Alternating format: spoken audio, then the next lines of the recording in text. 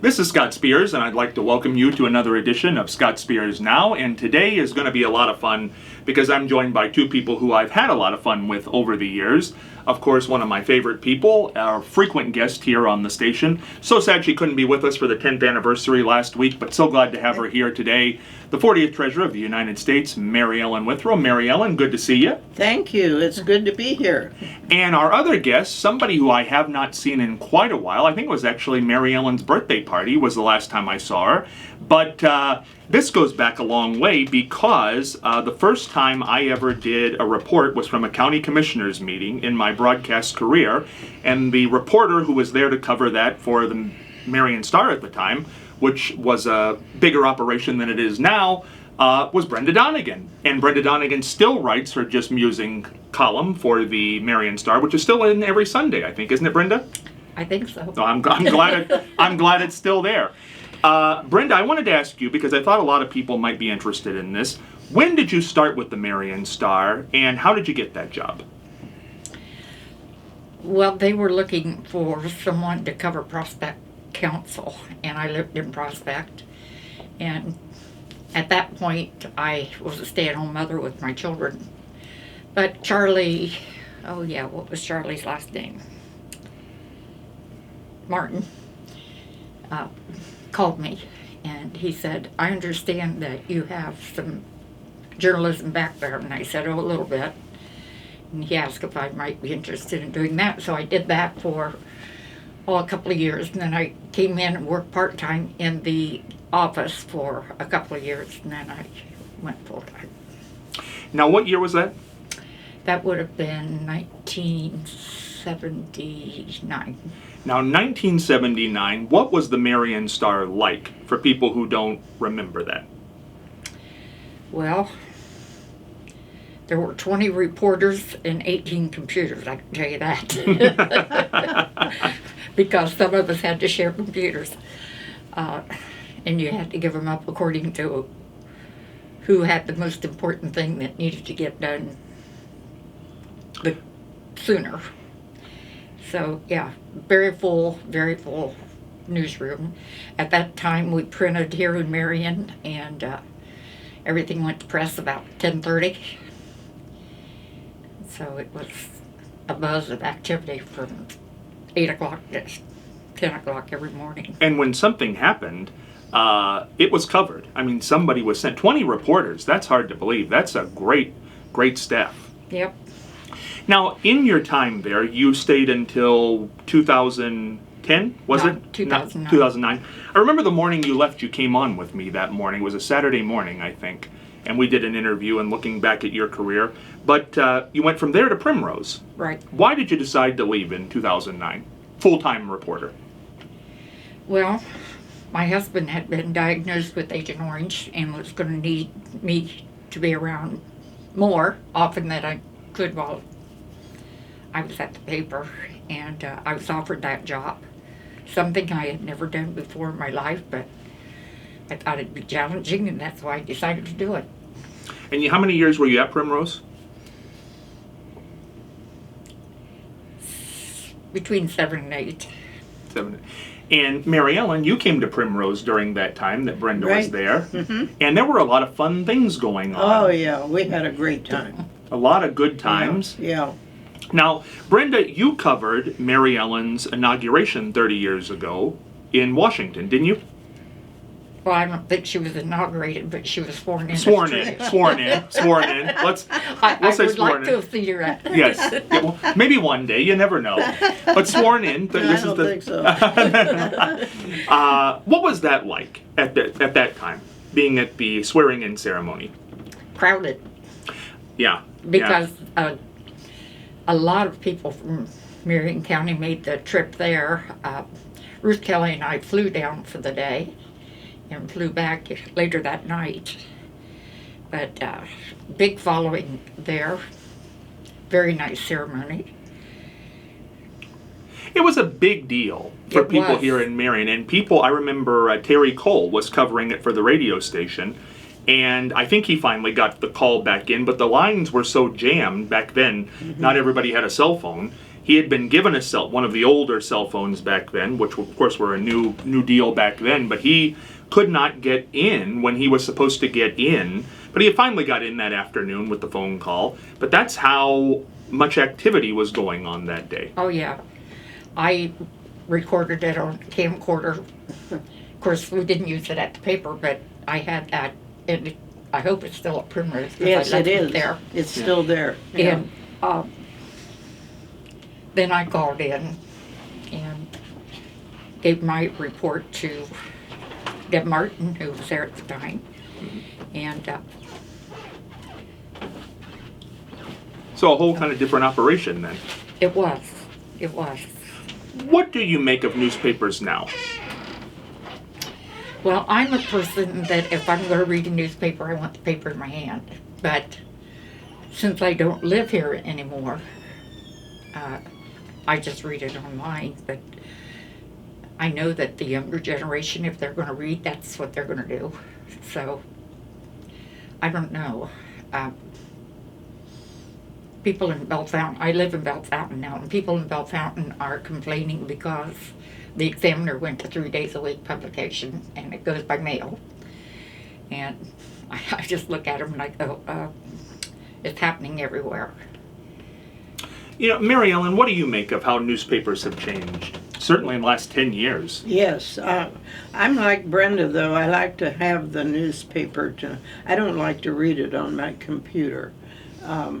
I prefer having a newspaper. But yeah, I miss what we used to have as the Marion Star. You know, it's very interesting because one of the editors of the Marion Star, and I think it was Ben Lanka, who's no longer there now. I think he's down in Columbus doing something. But he told me the time spent on an article online was seconds. I mean, it was barely enough to read the headline, which I don't know. I think that says something about where we are now as far as news goes. People used to want to read the whole story, and now I think they just want to see the headline. Headline in the first paragraph. The headline in the first paragraph. Yeah. And that's, I don't know, how do you think that's impacted news, Mary Ellen? Here we are in a presidential election year, and just day to day, if that's all there is news-wise. Well, I don't think a lot of people pay enough time listening to the news and knowing what's going on. I listen to it all the time, but I talk to my friends and they don't seem to be paying that much attention. You know, it is interesting how disengaged people are with the news, even though there are so many different ways to get it now. They're much more disengaged. Brenda, for somebody who's been involved in the news, so many different avenues, but I think people are more confused now than they've ever been. Well, the way they report the news has changed drastically in the last 20 years. And people's lives are busy. Your kids are in athletics and band and 4-H and scouts and all that kind of, and just keeps you on the go all the time. And so I really don't think that families have time to sit down and really listen to the news and absorb it like I did 40 years ago. Yeah, it's a completely different thing, and also so many people reporting it. Facts are not as important as they once were. People will just say what they want, and a lot of people are very editorial driven. It's really just their opinion. Their opinion. Yeah, it's no longer what the story actually is. How important was it in those early days when you wrote a story, covered something like city council, that you just told the facts, didn't give any opinion in there? Basically, that was it, tell the facts. Yeah. And if you should interview someone to get their opinion on something, you had to interview somebody on the opposite side to give a fair and equal accounting of what you were trying to report. I'll tell you, that certainly went by the wayside. We don't do any kind of balance anymore when it comes to things. But you know, also, people now, I don't know what it is, are a little more hesitant to give their opinion on local things. I think they were more open then. Now, I think they can just go write it up on social media. Right. And that's the best way to do it. But not everybody looks at social media or believes it. that's a whole nother problem. Yeah, you hear all kinds of opinions, see all kinds of opinions on social media. Good, bad, and indifferent. Well, who was it recently? I think it was the Surgeon General of the United States who recently said that he wanted to put a warning sign on certain websites, social media websites, much like that is on tobacco and things like that, because it is hazardous to people's health. Depression, bullying, and things that are going on with children now. It's changed the world in a very interesting way. Well, bullying has gone on for years. I remember in school, a certain young man that was in my class that everybody made fun of, and that was bullying then. But we didn't bully like kids do today. I mean, they say nasty things and get their whole clique of people involved, and yeah. Everybody, I think, used to think the instantaneous nature would be good, that if you could get something out immediately, that would be a positive thing. But certainly when it comes to things like bullying now, something that maybe 10 people used to hear, you can write it up on social media and thousands of people will see it in a matter of moments. Right. And that would have to be horrible, I would think, for students now. Yeah, I definitely think that anybody that decides to go into the mental health field for a career should do it, because we certainly have a need for it right now. Mary Ellen, when you were on the school board all those years ago, could you have ever dreamed that we would be where we are now with schools and things kids are facing? No, had no idea it would get this disruptive. Very disruptive. Yeah, I remember one incident that I say will never go out of my mind. When I was in 8th grade, our class was in study hall, and the principal came in and grabbed one of the boys by the nape of his neck and took him over in the corner and literally threw him in a wastebasket upside down. I mean, he put the fear of God in all of us right there. But I'll never get that picture out of my mind. I can see it yet today. That's been 66 years ago. And those are things that I think stick out for a lot of people, but they remembered them, and it set a tone that certainly I don't think is there today.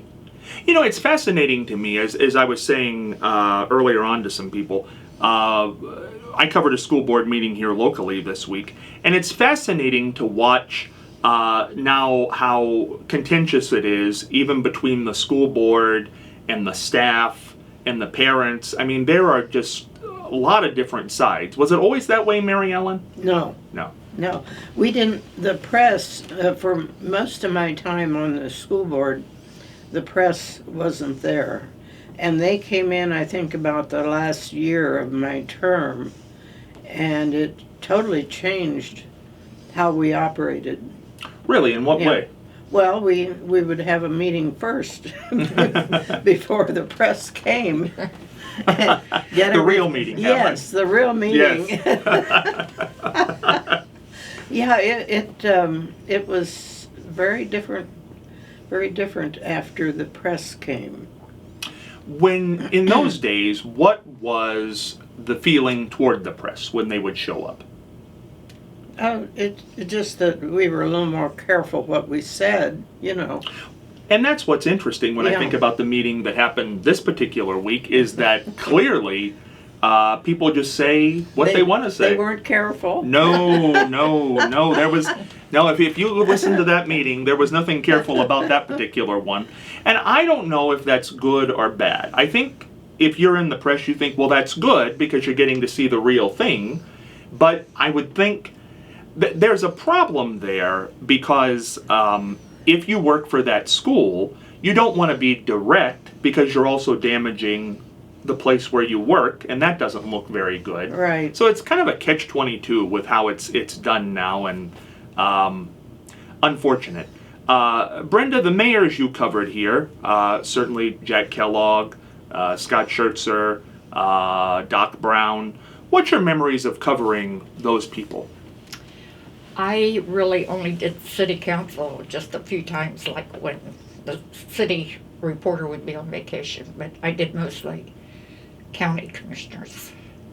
So I would say, well, I never did any for Doc Brown, but I did do a couple with Jack Kellogg, and he was always a gentleman. And the same with Scott Spears. Scott was always very accommodating and very kind and accommodating. And I felt both of them were forthright if you asked a question. I didn't feel like they had anything to hide or didn't try to hide anything. If you needed a quote for a story, let's say nothing to do with city council, just a story, and you needed the mayor's opinion on something, was it hard to get to Jack Kellogg or Scott Schertzer? No. No. And that's interesting. That's a little different nowadays. But that's how it goes, I guess. Things change as time goes on. Mary Ellen, what do you think it says about the history of Marion that we had two mayors that each served 16 years apiece? They were both good mayors, yeah. It tells you a lot. If you can get elected that many times, tells you how good they were. And they both left on their own accord after 16 years. So who knows how long they could have gone if they would have chosen to stay. I think both left very popular. Yes. Which is very, very nice. Election coverage. What do you remember of election coverage, Brenda, at the Star? It was a long day. It's a long day. Long day. Oh, yeah. Sometimes it'd be 1:30 in the morning by the time you'd get the final results. Yeah. Made for a really long day. I remember going to the election board they'd come out and hand you this sheaf of papers, and you take them back, try to decipher them, and then finally they got a spreadsheet that made it much easier to read. So. But it is very complicated. We still do the election coverage, and it's still done kind of the same way. They bring out those papers, and whoever's down there has to flip through about 30 sheets of paper to try to figure out what it says. And it's not, people think that's easy. It is not easy to try to read that thing when it first comes off the machine. I always said you had to be a Philadelphia lawyer to figure it out. Yes, it's very difficult.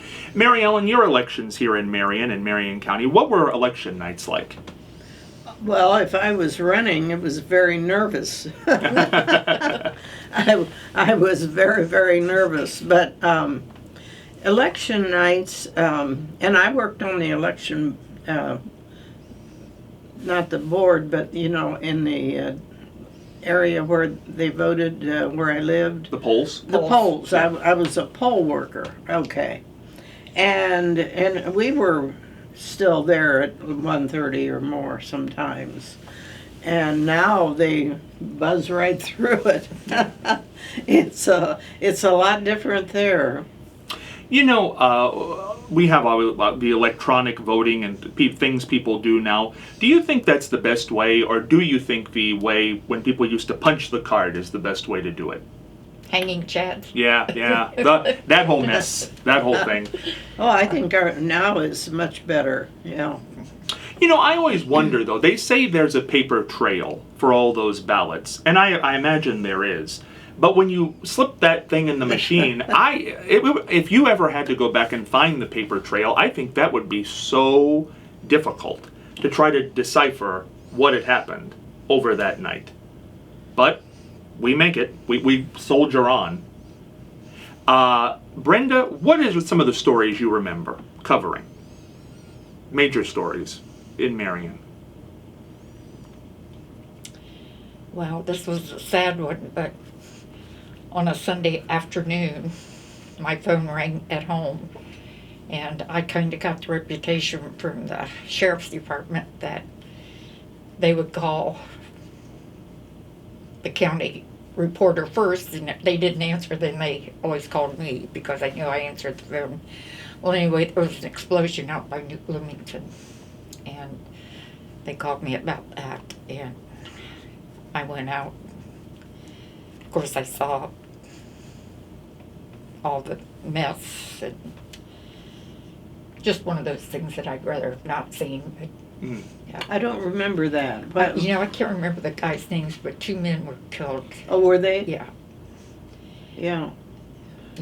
My memory's getting Well, Oh. Leaving talk, me. talk about memory. I met yeah. so many people.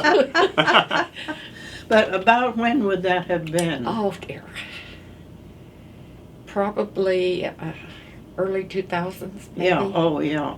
Well, you know, Norman was from New Bloomington, but I don't remember that. Yeah. You know, things like that do tend to stick out when I think back about news stories that happened. I mean, I think about certainly the Winfield murder and the things that followed that. Oh, the memorial. Ooh. I can tell you a funny thing about that. Mm. I had left Prospect and was on my way to Akron to a church convention. And I knew the deputy that stopped me in Waldo. And I said, "What's going on?" And he says, "I got to look in your trunk." I says, "Well, you think I got a man buried back there?" Just joking with him, Yeah, you know. yeah. And he said, "That's not funny today." And I Oh. go, "Uh-oh." But I opened my trunk and he had looked. He said, "Where you headed?" And I said, "To Akron." He said, "Okay, drive safe." So I left and I was probably close to an hour up the road and Tom Grazer called me and he said, "Need you to go to Waldo." And I said, "I've already been there this morning." and then he told me that what had happened. And I said, "Oh no." And here I joked about having something in my trunk at 5:30 this morning. He said, "You didn't?" I said, "I did." I had to open my trunk every day when I went to work at Treasury. Really? Yeah, they would look in my trunk. Never found anything. Never found one. Yeah. Now you wouldn't know with the people who are around. Some people are shaky in what they do. This is what I always wonder when we hear about these documents or whatever being taken out. Oh, yeah. I don't know how this happens now. They get away with it. How do they get away? How does this Right. go on? It's Yeah. very, very peculiar. I did want to ask you, Mary Ellen, the debate is coming up, the first presidential debate, Oh, yes. June 27th, I can't wait. CNN, right around the corner. Yeah. How do you think? It's going to be great to watch, I think. Yeah, and you know what? I think for the debates they have said for the last few years have not meant a whole lot. But I think this one does Yeah, mean something. because there's no audience. No audience. They're shutting off the microphone as soon as they're done saying their part. Right. And I think it'll be very interesting. Somebody said to me the other day that this really is all focused in on Joe Biden because Donald Trump will do what he does, and that'll be greeted however it will be. But if Joe Biden comes in and gives a good debate and is great like he was at the State of the Union, then he will be in good shape. But if he comes in and stumbles over something or is not having the best night, it'll play right in to the other side's hands, the Republicans' hands. Do you see it that way?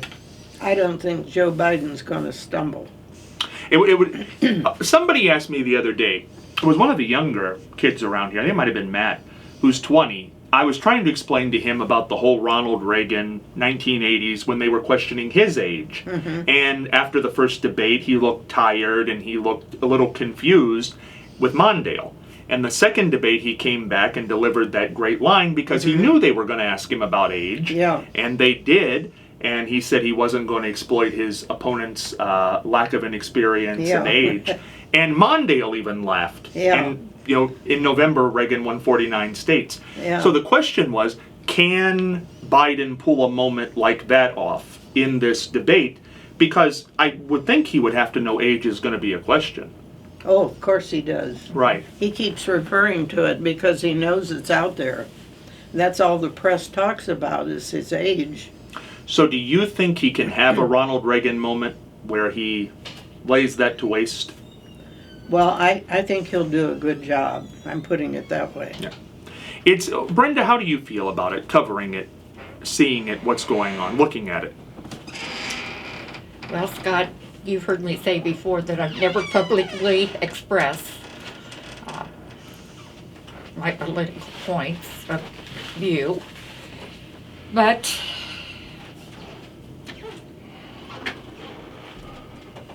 Biden has a lot more experience than Trump, and Trump has no filter, no pizzazz. I don't know what other word I want to use, but I don't know. I just think that our country's in a bad state right now. But So at this point, how do you see the debate going? hopefully very interesting. We hope. We hope. I think it will be. Yeah. Hopefully we do get some policy out of this debate and some interesting things. As a reporter, how important was it to not let people know your political beliefs? Well, it was very important to me. I don't know about the rest of them. We really didn't have a policy, except that if we did cover anything political, we needed to make sure that it was balanced. And that was stressed, and you signed a little thing 1st of January every year that you would make that your priority. So, I don't know. I just didn't want people badgering me, I guess, for certain stories or whatever. I wanted to find my own, or let them happen and then go to them. Well, I remember when we covered county commissioners, which is where I primarily would see you every Tuesday and Thursday morning. We'd sit up there at the press table, and there was a time when there were 3 commissioners, and they really did try to slant the news coverage. They would try to plant news stories with you. I know you would get the same call. I would get a call before I'd leave the radio station in the morning that something was going to happen that morning, so make sure you bring your recorder, because there wasn't always a lot on the agenda down there. So I didn't bring my recorder every time. Sometimes it was just a written story, but they would call you. Those commissioners would call you and say, this is going to happen, or they would try to feed you information so you would cover one of the other commissioners if they didn't like them. It's interesting to see what goes on behind the scenes. It is. That's really interesting. I didn't know they did that. Oh, yeah. yeah. Oh, Yeah. yes. Oh, yeah. Yeah. I would come in. They were at 9 o'clock. I think they still are. They were at 9 o'clock on Tuesday and Thursday morning, and the phone used to blink when you had a message on it. And I would come in, and I knew if it was blinking before 9 o'clock on a Tuesday or Thursday morning that it was one of them. Yeah. And it was just basically telling you what was going to happen at that meeting. Really? Yeah. I had a call one time from one of the commissioners that says, I'm going to tell you it's going to be hot and heavy today. Yep. Because some so-and-so's are going to bring up a subject that's not going to be well received. And I'm thinking, okay. So I'll just listen, and that's all. Basically that's what I said when they called me. I said, okay, thank you, I'll just listen. And I know that they wanted me to focus on them. Yes. Yes. Okay, let me ask, the commissioners that are calling both of you, was it different commissioners or was it always the same one? There were different, but primarily it would usually be the same one in my case. Okay. Mhm. And now my next question. I know. Well, Are they still here? are they still here? Well, I'll tell you what's interesting. I remember having a conversation one time with Brenda, because we would sit over at this table, and it was a very theatrical commissioners meeting. Let's put it that way. It was very, I'm sure the issues were real, but there was a show being put on. And we both, I remember, talked about that day that it quite wasn't going to get the coverage I think they had hoped it was going to get. Because they did call beforehand. They did say, Brenda, I think you and I were there the day, not to drudge up old things, and I won't say the name, but it was a news story. We ran the 911 tape. Do you remember when the commissioner shot his wife? Mm-hmm. Yes, that was an interesting commissioner meeting to go to. I don't remember that. It was accidental that he shot his wife. That's how it went down. When was that? Ooh. Was that a long, long time ago? Late 90s, maybe. Maybe, yeah. But we played the night. Well, that was a rough tape. We got to take a break. We'll come back and talk more about this, and we're also going to talk about the origin of Brenda's Just Musing column, which is still around, with Mary Ellen and Brenda Donegan right after this. Hey, back for the remaining half hour with Brenda Donegan and Mary Ellen Withrow, talking about history here in Marion and things that have went down over the years. Brenda, I want to talk about the Just Musing column, which is still in the paper every Sunday. How did that come to be? Well, originally I was the one who came up with the idea for the senior class section for the newspaper, which was highly received, especially by the senior era people. And oh my gosh, I've met so many people through the years, heard so many stories. But we used to have a reporter who would write a column that was pretty controversial. And so they told this reporter that they could no longer write one. And we're at staff meeting, and somebody pointed to me and says, "You got to take this on." So that's kind of how it started. My gosh, that was 40-some years ago. 40 years that's been running.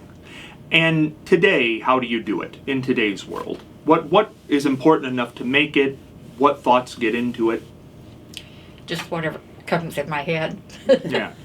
I mean, last week I had a chance to talk about my dad and what a great example he was to not only me and my brothers, but also to a couple of other young men in the community. My dad lost his father when he was 7 years old. He was the youngest of 6 siblings, and he walked 7 miles to the onion and potato patch up on the Marsh Pike to weed and pull potatoes, dig potatoes and whatever, and took the money home to his mother to help the family. Well, these other 2 boys had both lost their fathers, and he kind of took them under his wing. And so that gave me an opportunity to give an example of what a good dad should be. And, let's see, what did I write about? Sometimes I worry that I put too much of me into the column, but then I run into people that say, well, we get a chance to know you and we like the first person thing. So I just kind of do a little bit of both. Or Now with the lack of news, I think currently the Marion Star doesn't have a reporter. Do you feel the need to incorporate any kind of local information or news into that? Well, the funny thing is I still get emails from people on my personal email address wanting to know, could I make waves for them with the editor? Well, no, I can't. Because I'm not paid to write music. I just do it on my own now. But there are a few things that I will mention. I've always had a real strong support for the arts, and I like to keep those in front of people. Right now it's the summer concert series, and always what's going on at the Palace. Now, do you just email that in now?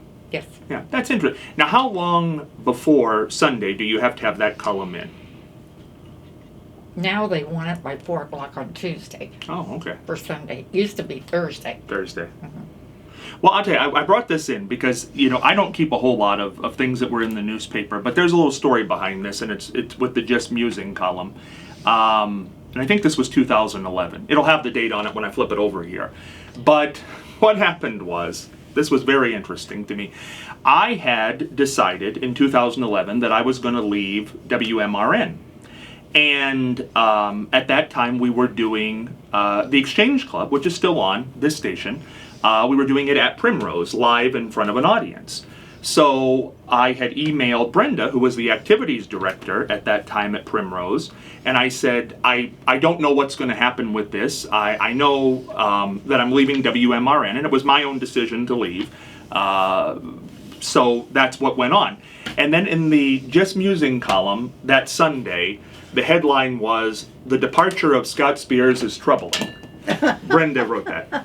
And this was the greatest thing because I went in on Monday. Now, this will just tell you how many people read the thing. I was still there. I still had 2 weeks left at the station. And the manager at that time, the program manager, who's still around town, called me in and said the phone had been ringing off the hook that morning, and they had got a lot of messages over the weekend because they thought that I was being forced out or something. And they offered me a position to stay 1 day a week to do, because they knew I was ready to go. But I had already taken a job at another station, so there was no way I could do both.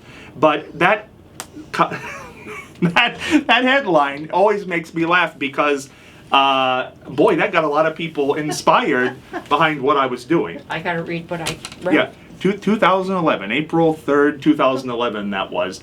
But you know, the paper used to be able to do that, Mary Ellen. When people read a headline, they got behind whatever it was. Oh, yeah. Yeah, it got you going. Now, when you were running for office, how did you feel the Marion Star covered you? Oh, they covered me very well. Yeah. She always liked it when I called her. There you go. Yeah. There you go. Yeah. Well, when you would get a call from somebody from Marion when you were in Washington, what was that like? Well, it was always, there was always something happening that they wanted to know about. And we got a call a lot from the Star. Yeah. Did you feel Ohio papers in general were fair? Because there always was. Oh, yeah, except the Dispatch. Except the Dispatch, I was going to say. That's the only newspaper that didn't endorse me. Can you believe that, of the state of Ohio? Yeah. Well, it's interesting because for people who don't know, for years they were owned by a very conservative family. And, well, we took the money out of his bank, John Wolfe's bank. It had been there since 1923. So think about that. no, Yeah. Well, you know, it's interesting because everybody takes things personally, and clearly that might have been a personal It was issue with him. very personal. Very personal. When you were dealing with the press, what did you look for in the reporters who were covering you? Well, I liked talking to the reporters. I did. I looked for whether they had good knowledge of what they were talking about or not. And you could tell right away if they did, you know. You know, that's interesting, Brenda, because I think when you talk to anybody, writing, if I need a fact or a statistic, I'll write that down so I don't misquote it. But you really do just have to know. I was never one to write questions down because I wanted to know about the person or the issue enough to be able to have a conversation about it. I rarely wrote down questions either, maybe one or two Right. that I wanted to make sure that I didn't miss. Yeah. And another funny thing, we kind of drew straws when Bill Clinton was going to be in Ohio at the Ohio State Fairgrounds. And I drew the short straw. Mm-hmm. And so I had to go down and went through the process of being cleared to go into the press area. And then we drew numbers. And the first 10 people, that had the first 10 numbers, got to ask him a question. The only thing that ran through my mind was, are you going to be able to balance the budget? And don't you know, 2 other people in front of him asked him the same thing. And for the life of me, I cannot remember what I asked him, but I was number 9 that night. I have no clue what I asked him. But And he did. And he did. Yes, he did. You know what's interesting? I've been thinking about this being a presidential year, that Ohio is really not getting a lot of attention right now because they don't feel that we are a swing state anymore. No, we're not. And that's fascinating because covering it when we were a swing state, I don't think people remember. I'm sure Brenda and Mary Ellen remember this, but Joe Biden came here as vice president to campaign for Obama. Hillary came here in 2016 and was at the Harding Hotel. Mitt Romney and Paul Ryan, his vice president candidate, came in 2012 to the Coliseum and campaigned to 5,000 people. Bill Clinton came to campaign for Obama in 2008 at Harding High School. The candidates used to come here. Yep. Well, Jill Biden came. Jill Biden. I went to it about 4 months ago in Columbus. Yeah.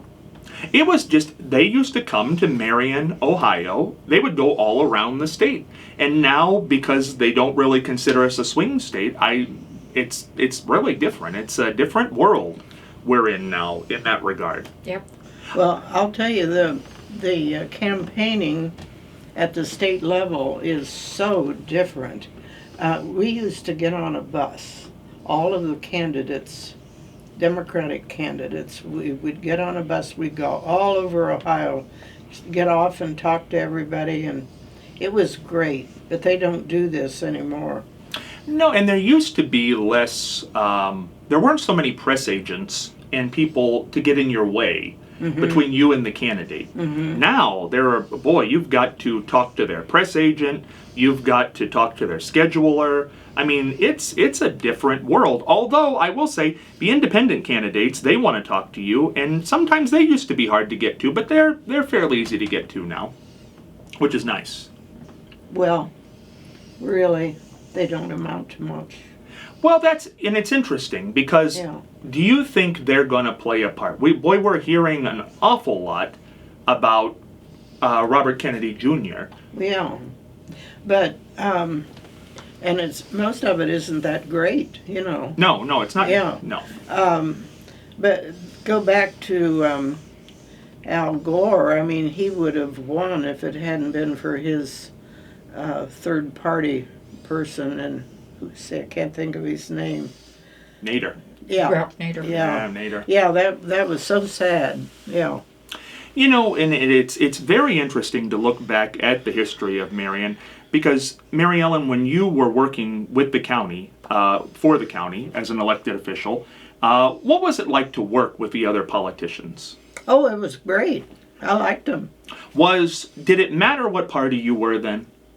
We worked well together. There was Republican commissioners, and I think maybe, I was trying to think of the balance, but there was both parties as commissioners. And then, the auditor was same party, and the clerk of courts was the other party. And it was a good balance, really. Yeah. Why do you think locally we've now even become more politically oriented party-wise? Local politics really didn't have that flavor to it until the last really 10 years. Now party does matter locally. Well, yeah, it's things are out of balance right now. Brenda, did you ever feel, Jack Kellogg was here the other night for our 10th anniversary, and Jack just celebrated his 88th birthday the following day, so happy birthday to Mayor Kellogg. But he was here, and he was talking about the 16 years he was mayor in Marion, Ohio. This is the 90s and 2000s. He only had a Republican council one time, 2-year period in that entire span. I don't think people voted the party so much in those days. Do you, Brenda? No, and I still don't. But they do now. My ballot looks like a zipper. Yeah, but what do you think happened locally? I have no clue. It is strange on election night to watch the state races, to watch the county races, and then to watch the city races, and it's almost the exact same percentages that come down, the R and the D. It's almost as if people do not vote for people anymore. It used to be if you knew the person, you voted for them. True. I mean, it was... I had somebody tell me, it was somebody from Marion tell me, well, I knew you, but that wasn't going to cause me to vote for you. And I thought, well, that's a good point. Well, at least they were upfront about it, I guess. Well, they were. They were upfront about it. Yeah, right. Are you surprised about what people say sometimes? I mean, that's... Oh, yeah. Yeah. They'd say some things, and I'd go home and think about it, and I think, there's something to that. Yeah. They would really spur my thinking. Yeah. And it's most of it's in the middle of the night. Yeah, it's when it's quiet. Yes. When you really start to think about it. Yeah. Brenda, when I always think about this when it comes to the media and the way it is now, it used to be very important to have sources in not only politics but in private places, and you kept those private. You never used their name. if you said it was off the record, you did not report on it, even if it was a very interesting thing, that's kind of went out the window now too, unfortunately. Yeah, I always said the most important thing you can do is to be a confidant and to make sure that you abide by it when you say, I will not report this. And I just think that's how I was able to interview so many people throughout the community and the county in the 37 years that I was here. Well, you know, it's interesting when something is going on. I mean, let's say something going on at City Hall. Now, you as a reporter, they certainly don't want you to know about it if they're trying to keep it away from the media. The only way you're ever going to know about that is if somebody tips you off. Right. And 9 times out of 10, that is happens. somebody. Yeah, it's somebody internally. Yes. But they don't want their name mentioned because it could be their job, it could be their position. They certainly don't want to be quoted in that article. So you do have to have a trust in the people that you're dealing with. And they have to have a trust in you. They do. They do. You know, Mary Ellen, is it hard on the other side to build up a trust with the media? Well, if they treat you well, it isn't. No, it's when they don't treat you well that you don't trust them. Is there an instance that you remember where you felt that the media misled people in Well, regarding during your heavy campaign, it was brutal. Yeah. Very. Yeah, you didn't want bad articles several days in a row. You know, I always wonder, do you think that's for circulation, or do you think that the group has, the paper or whoever it is, has an agenda behind it? Oh, they have an agenda, yeah. Brenda, working at the Star all those years, did you ever see any agendas, just not even necessarily political, just toward anything? Not that I can recall. I'm sure there may have been that some of the higher ups would have known, and we little peons wouldn't have, been privy to know about. But I can't think of any. You know, sponsorship certainly played a big part. That if somebody was a big sponsor of the station or the Star, I'm not saying that nothing bad ever got reported, but it certainly wasn't necessarily to the degree that maybe it could have been. And I guess that's the way you have to do it. I mean, you got to have money to operate. Yeah. Unfortunately, you don't cover it up, but sponsors do call. I don't know if people think that doesn't happen, but they do. They call. If you run a story that they don't like, they let you know that they did not like that story. Mm-hmm. I mean, I remember it was different ownership at the time. It wasn't Ohio Health, but the hospital was very territorial about certain things. And if you reported certain things that they did not like, somebody would call and they would let you know that they did not like that particular story. I mean, I don't ever remember them pulling any money out or anything, but they would let you know they didn't like the story. Mm-hmm. So it's interesting to see how that goes. Mary Ellen, I think about the world we live in today, and again, being a presidential year, the state race this year that everybody's got their eye on, of course, is Sherrod Brown. I think every time I tune into something, I see a commercial in regard to that now. There's a lot of them. They're everywhere. Mm-hmm. Moreno and Brown. How do you see that going in Ohio, which is no longer a swing state? Well, I think Sherrod is running a very good campaign. He's using, I've only seen a couple of negative commercials. The rest are very positive and of things that he's done, which is very good. And he's done a lot.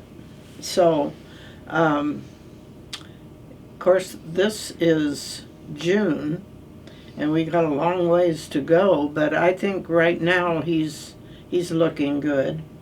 It's been a couple weeks since we talked. The sentencing for former President Trump will happen on July 11th, just days before the Republican convention in Milwaukee. Mm-hmm. Do you have a better feel on what you think the sentence will be at this point?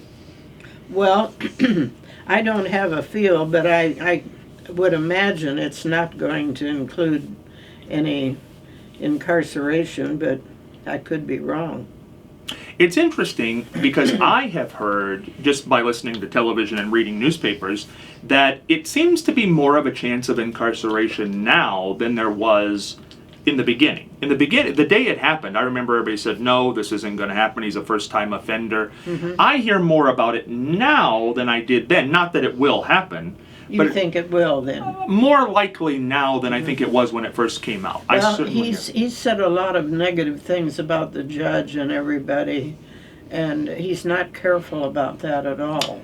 And I think ultimately that might be the problem, is that the judge is doing the sentencing and he has not backed up on things he said about the judge, and also said that he didn't mind going to prison, that would be okay with him. I don't know if that was the best thing to say. Well, I think he thinks that's going to help his campaign.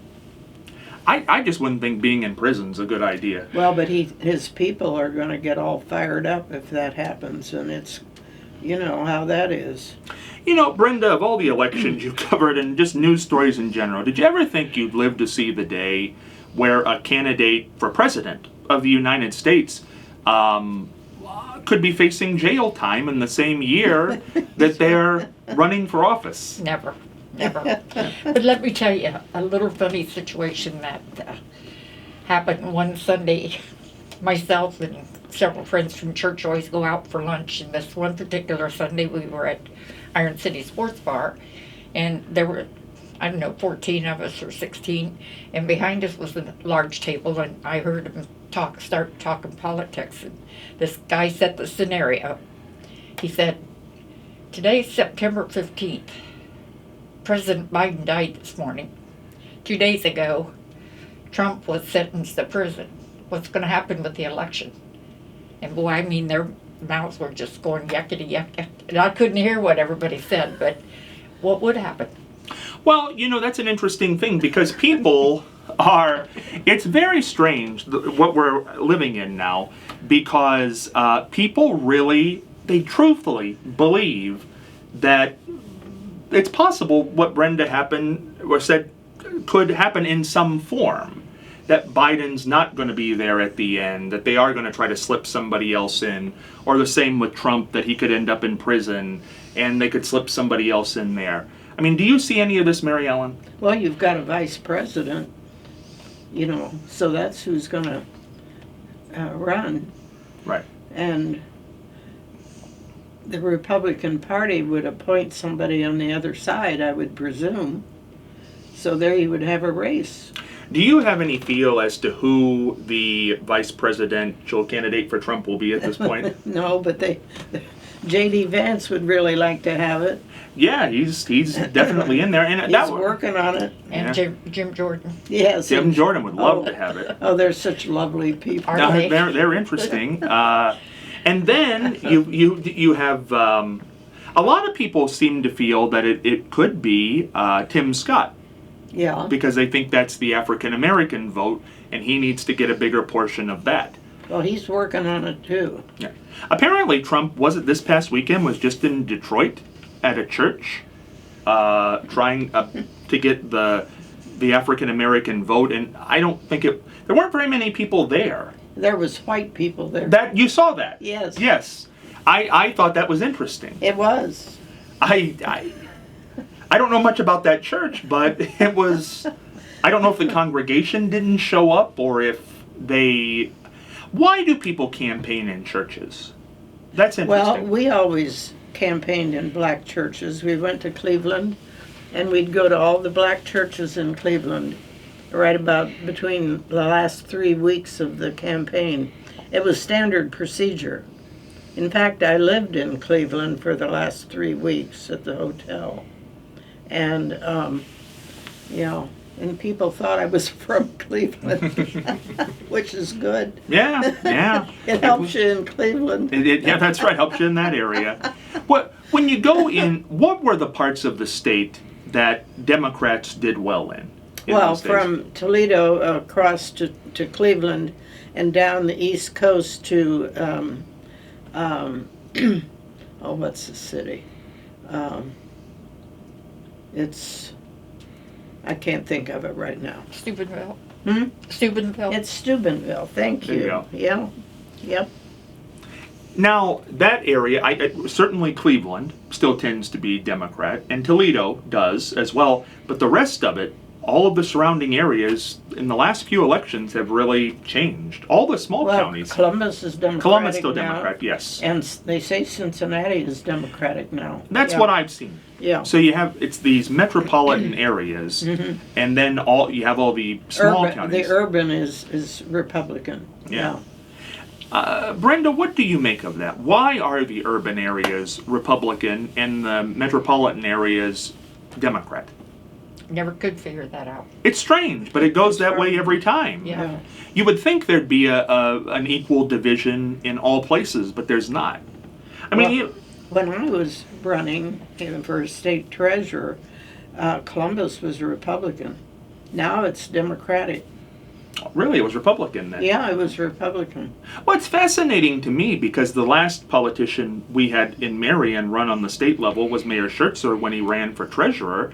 And, he won in the metropolitan areas, that Democrats do win, Cincinnati, Columbus, Cleveland, Toledo, but didn't win Marion.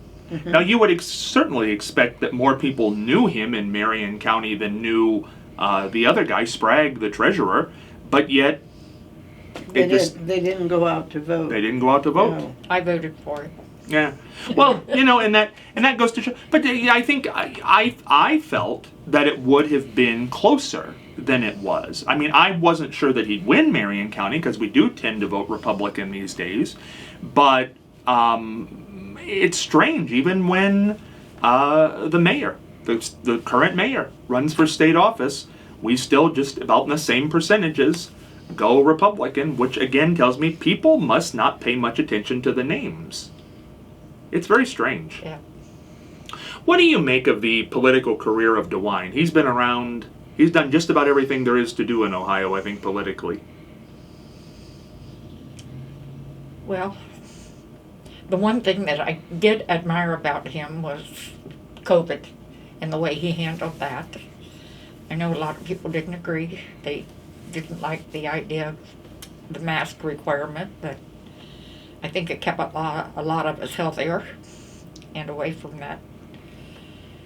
I saw a couple people that were really sick, and I lost a couple of classmates from COVID, so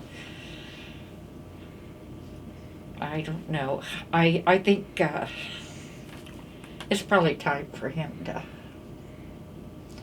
hang up and look for something different. He's done a lot for education, I believe, and being the father of several children, I can understand why he had such an interest in that. Mary Ellen, at this point, his second term as governor will be his last. You can only run twice for governor. Do you think this is the end of the road for Mike DeWine in politics? Well, we'll have to wait and see. I wouldn't be surprised if he ran for something because he's done it his whole life, and we thought he was going to quit a long time ago, and he didn't. You just don't know what he's going to do. What was very interesting to me that he backed he backed a different Republican Senate candidate in the Republican primary, and then as soon as his candidate lost, he backed Moreno within 24 hours and also endorsed Trump, which a lot of people didn't feel he would do because of the animus that they had toward each other, the name calling. So that signaled to a lot of people that possibly he wants to stay in. He's got to stay on the good side of people and wants to do something else when he's done with governor. So we'll see how it goes, but this has been a lot of fun, reminiscing. Yeah. Well, what else could he run for? I think he's held out every office. Oh, he hasn't been state treasurer. Okay. He could. Well, that'll be open. It'll be open. It will be. It'll be open. Well, Scott Schertzer's going to run for Well, wouldn't that be one for us to cover? DeWine and Schertzer. That would be a race for the ages. But this has been a lot of fun. I said the first time I ever covered anything, Brenda was there, and Mary Ellen's always a lot of fun. For this episode, Scott Spears heading for the dugout.